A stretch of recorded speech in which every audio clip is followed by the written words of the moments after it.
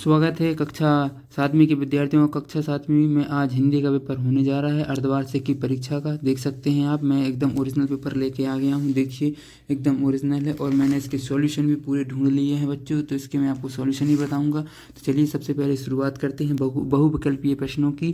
तो यहाँ सबसे पहले आप सभी को पूछा गया है स्वाभिमान का अर्थ क्या है। तो इसका पहला आंसर हो जाएगा आत्मविश्वास, आत्मसम्मान। ठीक है, दूसरे का आंसर हो जाएगा हमारा अनुप्रास। ये अनुप्रास दिया गया है सी वाले में, तो इसको आपको टिक कर देना है अनुप्रास। उसके बाद देखिए तीसरा वाला, डॉक्टर कलाम को रमन और हजरत मोहम्मद साहब के जीवन के संबंध कहानियाँ सुनाता था। कौन सुनाता? माताजी, पिताजी, दादाजी, दादी जी। इसमें क्या आ जाएगा? पिताजी आ जाएगा। ठीक है, उसके बाद देखिए इसमें हमें पूछा गया है आगे चौथा प्रश्न कि सुभाष चंद्र बोस ने केलकर को पत्र में किस बात पर जोर दिया। तो इसमें किस पर जोर दिया था? तो भारतीय स्वतंत्रता संग्राम की एकता पर। ठीक है, उसके बाद देखिए प्रश्न 5वां हमें पूछा गया है निम्नलिखित में स्वर ध्वनि का उदाहरण कौन सा है। तो सज्जन, जगदीश, दुर्लभ या हिमालय। तो इसमें आंसर क्या हो जाएगा इसका? स्वर ध्वनि का स्वर संधि का उदाहरण कौन सा है? जगदीश हो जाएगा इसका आंसर।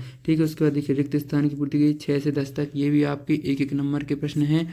तो यहाँ पर देखिए सबसे पहले 6 योगाभ्यास के लिए सर्वोत्तम समय खाली स्थान होता है। तो इसका आंसर आपको 4 से 7 तक लिख देना है। ठीक है, क्या आ जाएगा इसका उत्तर? 4 से 7 तक। मध्य प्रदेश में कुंभ मेला प्रत्येक 12 वर्ष बाद खालिस्तान नगर में लगता है। तो कितने वर्ष बाद लगता है? उज्जैन में 12 वर्ष बाद लगता है। उज्जैन इसका आंसर हो जाएगा।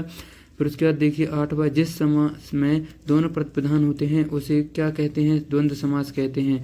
तेल लगाई के अंजन खालिस्तान बनाई ठिठौनियाँ। तो इसका आंसर आप सभी को ढूंढने को बोला था मैंने, तो आपने ढूंढ लिया होगा। देखिए 10वां प्रश्न, घी शब्द का तत्सम रूप खालिस्तान है। तो घी शब्द का तत्सम रूप घृत हो जाएगा। घा और में रा और ता, घृत हो जाएगा। उसके बाद अति लघु उत्तरीय प्रश्न यहाँ से स्टार्ट होते हैं। देखिए 11 से 16 तक आप सभी को 2-2 अंक के प्रश्न पूछे जाएंगे। यहाँ पर ये निर्देश दिया है। तो 11 देखिए अत्सु मा तमसय गमय ज्योतिर्मय का अर्थ क्या है। तो 11वीं का आंसर क्या हो जाएगा? इसका अर्थ है कि मुझे असत्य से सत्य की ओर ले चलो, मुझे अंधकार प्रकाश की ओर ले चलो, मुझे मृत्यु से अमरता की ओर ले चलो। इसका ये आंसर हो जाएगा। उसके बाद देखिए 12वां, गुरु नानक देव का शिष्य लहणिया किस नाम से प्रसिद्ध है।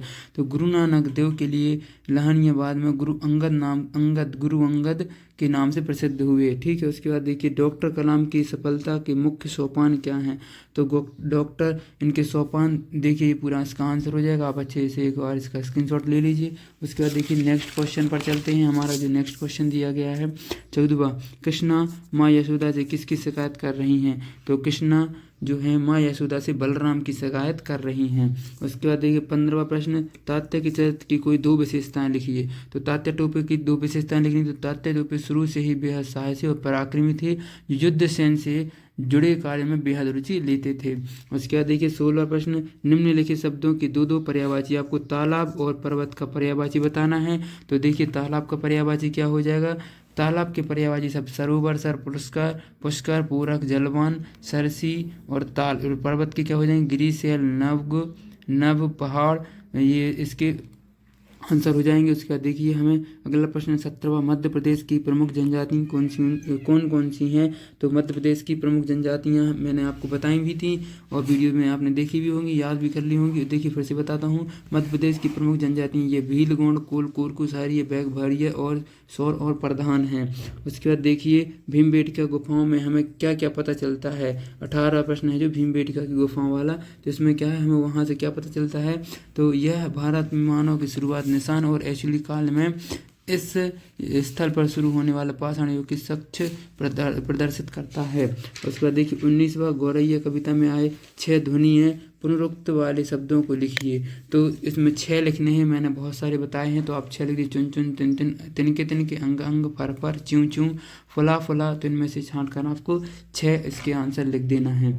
उसके बाद देखिए हमारे लिए आगे का प्रश्न पूछा है 20वां, वीरता कलंकित ना हो, सुशोभित हो, इसके लिए कौन कौन से कार्य करना चाहिए। तो वीरता क्या ना हो, कलंकित ना हो। इसकी कलंकित होती है जब हम अपने कर्तव्य के पालन से पीछे रहते हैं। कर्तव्य पालन से मिलने वाली सफलता वीरता को सुशोभित करती है। इसलिए मातृभूमि की आज़ादी की रक्षा के काम में अड़ग बना रहना चाहिए, अड़िग बना रहना चाहिए हमें। इसका देखिए 21 में अपनी शाला के प्रधान अध्यापक को 2 दिन के अवकाश के लिए प्रार्थना पत्र लिखिए। तो यहाँ प्रार्थना पत्र लिखना है किस वाले में, तो सबसे पहले आप क्या लिखेंगे, सेवा में प्रधान अध्यापक महोदय, आपकी शाला स्थान नाम लिखेंगे, दिनांक का नाम लिखेंगे, फिर विषय लिख देंगे, 2 दिन के अवकाश हेतु प्रार्थना पत्र। महोदय से विनम्र निवेदन है कि मुझे पारिवारिक कारणों से तारीख इस तारीख से इस तारीख तक, आप जिसको छुट्टी चाहिए उस तारीख लिख दीजिए, दोनों तारीख तक दिन अवकाश चाहिए, कृपया मुझे उक्त अवधि के लिए अवकाश प्रदान करने की कृपा करें। उसके बाद अति कृपा होगी, यहाँ पर सर धन्यवाद या फिर आपके आज्ञाकारी क्षेत्र आपका नाम आ जाएगा, ठीक है। यहाँ अपनी कक्षा लिख देना लास्ट में। उसके बाद देखिए अगला प्रश्न है, अष्टांग योग के अंग बताने थे।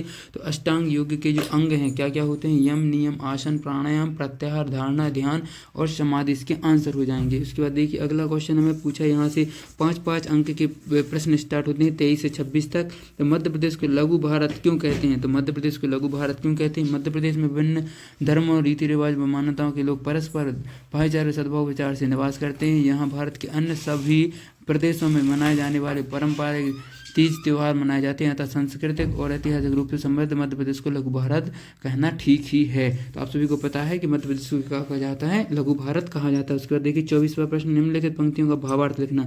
पहले में पूछा है, मैंने अपना नीड़ बनाया तिनके तिनके चुन चुन। तो इसका क्या हो जाएगा, इसका आंसर हो जाएगा, एक एक तिनका चुनकर बड़ी मेहनत करके मैंने अपना घोंसला बनाया। हे गौरैया, तेरे प्रत्येक अंग उत्साह से भरा हुआ लगता है। फिर तेरी ये दूसरे वाले का हो जाएगा, इसकी रचिता, इसमें भी एक अंक मिलेगा आपको। डॉक्टर शिव मंगल सह सुमन बस लिख देंगे ना आप, तो 1 अंक मिल जाएगा आपको इसमें, क्योंकि इसमें आपको इस कविता का नाम बताना था और रचिता का नाम बताना था। उसके बाद देखिए यहाँ पर आपको एक गद्यांश पूछा गया है, जिसको आपको पढ़कर उत्तर देना है कि किसी भी खेल में, इसके आप देख लीजिए दिए गए गद्यांश का उचित शीर्षक लिखिए। इस गद्यांश का एक शीर्षक लिख देना, खेल को क्यों सोच कर क्या खेलना चाहिए, इसमें से आप पढ़ लीजिए और इसको इसी के आंसर इसमें मिल जाएंगे आपको, तो आप इसमें कर लीजिए, 5 अंक का है। उसके बाद देखिए निम्नलिखित में से किसी एक विषय पर 150 शब्दों का निबंध लिखना है। प्रदूषण, प्रदूषण पर मैंने आप सभी को बताया है, ये 4-5 लाइनों का निबंध है, इसको अच्छे से एक बार याद कर लीजिए और अच्छे से करके जाइएगा। मिलते हैं अगले पेपर में, जो आपका गणित का पेपर है। चैनल को सब्सक्राइब कर लीजिए अगर आप चाहते हैं इसी प्रकार के आपको पता चलते जाएं जल्दी जल्दी से और अच्छे आपके अंक आएँ। थैंक यू, धन्यवाद, मिलते हैं नेक्स्ट पेपर में।